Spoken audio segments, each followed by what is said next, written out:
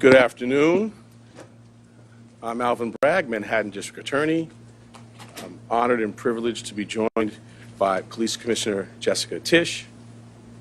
First and foremost, I want to extend my deepest condolences to Mr. Thompson's loved ones and colleagues. His family deserves our respect as they continue to grieve. Our work will never be able to undo the fact that a life was lost. We are here to announce that Luigi Mangione, the defendant, is charged with 1 count of murder in the first degree and 2 counts of murder in the second degree, including 1 count of murder in the second degree as an act of terrorism for the brazen, targeted, and premeditated shooting of Brian Thompson, who, as you know, was the CEO of UnitedHealthcare.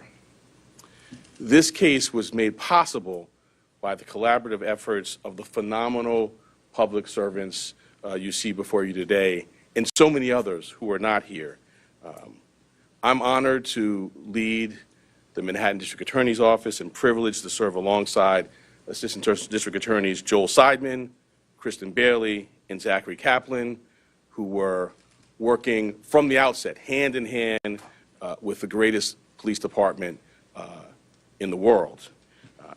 The chief of our trial division, Lisa Del Pizzo, and the deputy chief, Chris Prevost, provided sage oversight and direction.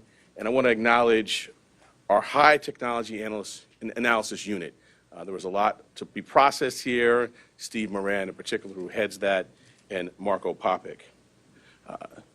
We are privileged here at the DA's office to work every day with the phenomenal public servants at the NYPD. It has been a distinct pleasure to work besides Commissioner Tisch, an exemplary partner, and Chief of Detectives Joseph Kinney. Almost every day we're in touch, and his leadership is second to none. And then Deputy Commissioner Rebecca Weiner, who, as I tell her, there are a lot of challenging things happening in the world, and I sleep better at night knowing that she is the Deputy Commissioner in charge of terrorism. The detectives on this, out doing the courageous frontline work, Detective Oscar Diaz, Detective Curcio, exemplary, the finest. It wasn't just those of us here in New York. I want to acknowledge the great work of our partners in Altoona, the Altoona Police Department, the Blair County District Attorney's Office, the governors of New York and Pennsylvania, the FBI, and of course, the brave members of the public who answered the call when our great commissioner put out the call for their assistance. This was a frightening, well-planned, targeted murder that was intended to cause shock and attention and intimidation. It occurred in one of the most bustling parts of our city, threatening the safety of local residents and tourists alike, commuters and business people just starting out on their day. Let me say a bit more about the charges. They include 1 count of murder in the first degree as a killing in furtherance of terrorism, 2 counts of murder in the second degree, 1 charging that the killing was done as an act of terrorism, and the second pertaining to the fact that the killing was intentional. The maximum penalty possible for murder in the first degree and murder in the second degree as an act of terrorism is life without parole. The maximum penalty for murder in the second degree is 25 years to life. There are additional counts as well.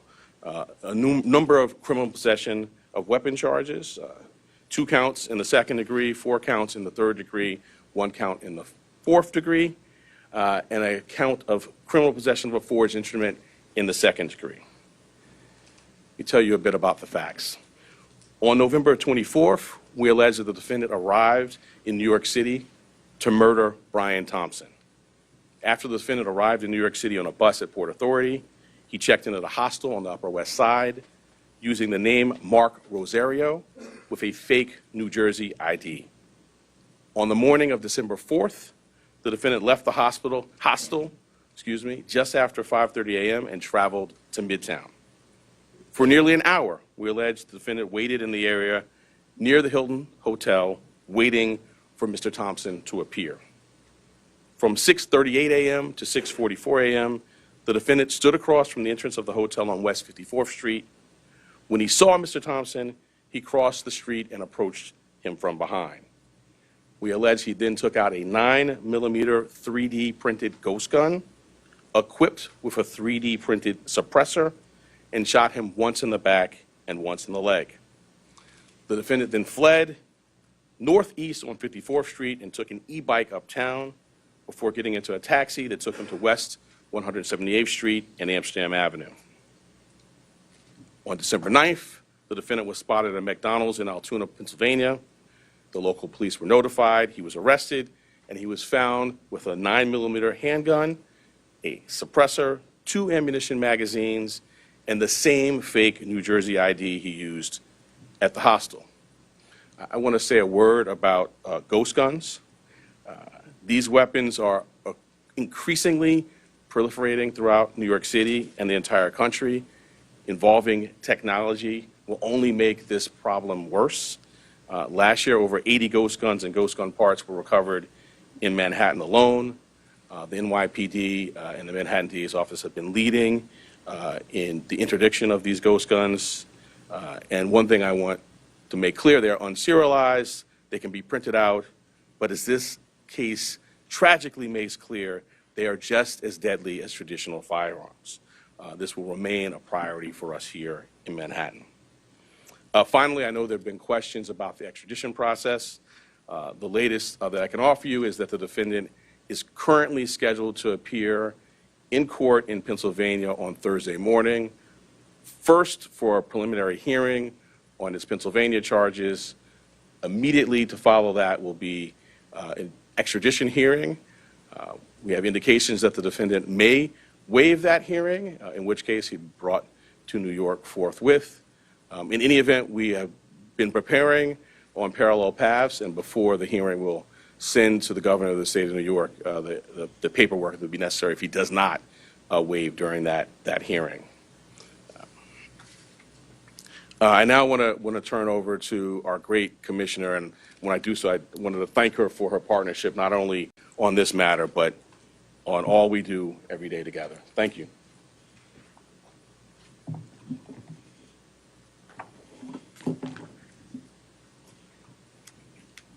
Good afternoon, everyone. The unsealing of today's indictment brings us one step closer to securing justice for Brian Thompson and his family and affirming the primacy of the rule of law in the city of New York. NYPD detectives worked tirelessly to piece this case together. And along the way, the Manhattan DA's office made sure we had every legal tool available to us. Whether quickly providing subpoenas to assist with our evidence collection, or traveling with us to Altoona, Pennsylvania last week after the apprehension, our partnership made this a successful investigation. So I'd like to thank District Attorney Bragg and his team for their work in bringing this case forward. Part of that work included the relentless collection and analysis of surveillance video by our detectives, which ultimately produced a clear image of our suspect. That image was shared far and wide through the media, and thanks to an observant McDonald's customer and the employee who alerted the police, Mr. Mangione was quickly brought into custody.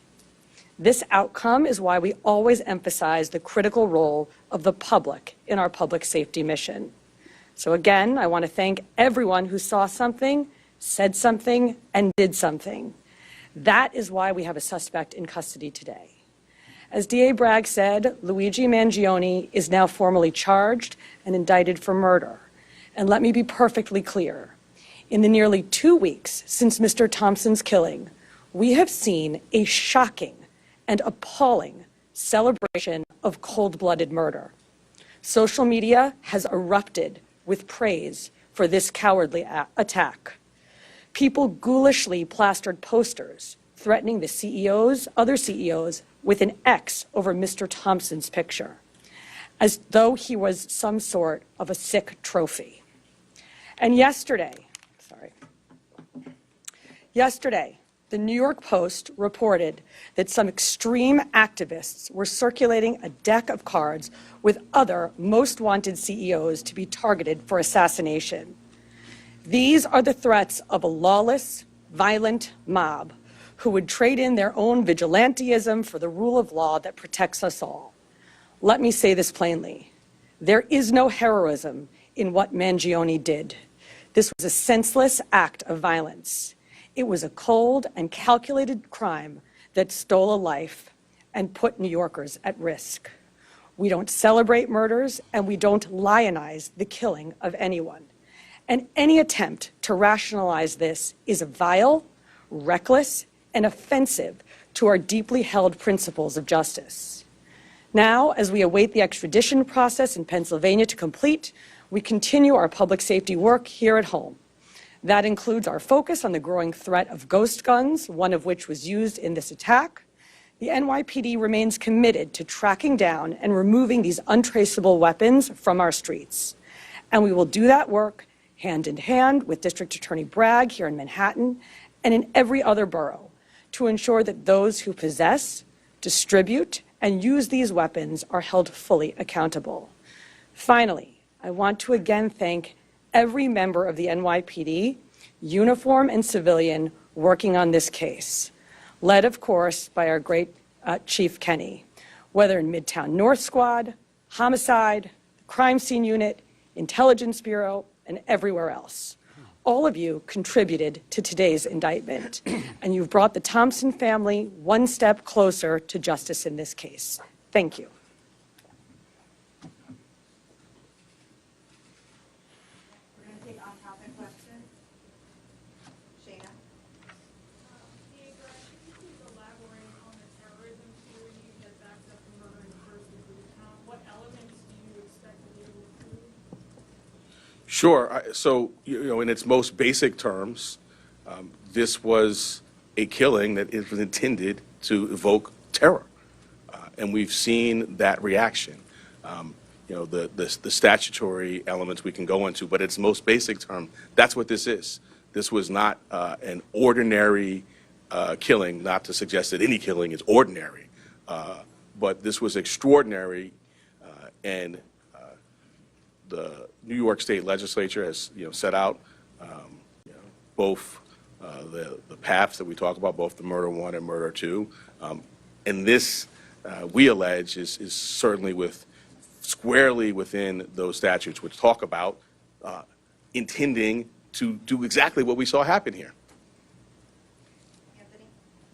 Maybe Chief Kenny could get into this, but I'm wondering sort of the timeline between December 6th, when the FBI was notified by the San Francisco police about this missing person that was called in from Luigi's mother, from the time that they contacted you about this.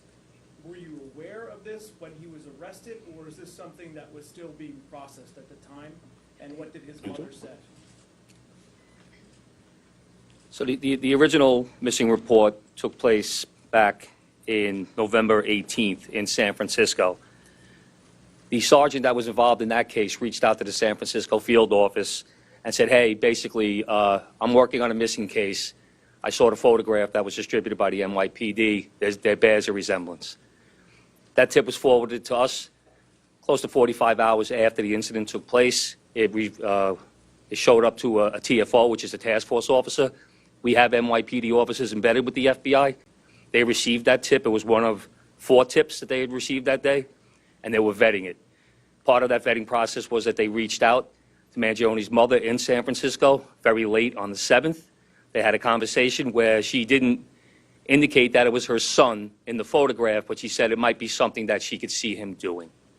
So that information was going to be passed along to the detectives the next morning, but fortunately we apprehended him before that we could act on that.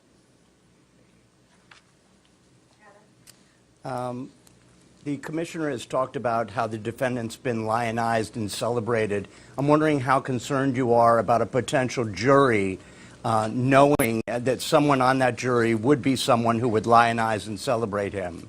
Well, I want to echo the commissioner's words and concerns, which I think were put forth beautifully. I mean, we see a lot in these jobs. I meet with the families of homicide victims, and I just can't wrap my head around the notion that someone is celebrating this. To your specific question, you know, we're at the beginning of a litigation now with our charge. We have a phenomenal trial team in place, led by ADA Joel Seidman, who has been in this office for more than 40 years and handled some very challenging matters. We have a voir dire process in place. I have faith in our jury system to select 12 people who can be fair and impartial, but we'll move forward, and that's something well down the road, but we'll be ready when that time comes. 2 questions if possible. One will be about Mr. Thompson's family. But the first, I want just maybe to explain more to viewers how you come to the conclusion that this is an act of terrorism. I think it's an important part of this. And so I'm hoping maybe you can explain that a little more, just sort of define maybe the statute here a little bit. Sure, and my point, I mean, the statute talks about attempts to influence or coerce a civilian population. The statute talks about intending to influence a policy of government, and it talks about seeking to put forth things sort of similar to that by murder. So the statute, the plain language of the statute is clear. Obviously, we've charged it, the grand jury has voted on it, and we intend to go forward and prove it. But I think it does help to take a step back and think about the proof in the case, some of the writings. I'm not going to get into too much of that, but and the actual reaction. In the middle of Midtown, the beginning of a busy day, tourists, commuters, business people, the intent was to sow terror.